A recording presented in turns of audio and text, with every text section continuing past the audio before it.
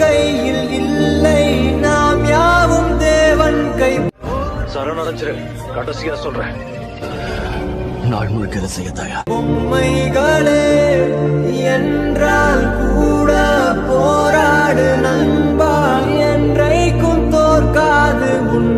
யாரா இருந்தாலும் அட எவனா இருந்தாலும் அந்த எமனா இருந்தாலும் எங்களுக்கு என்ன பயமா? என் நண்ப சொன்னா சண்டையில இறங்கிடுவேன்.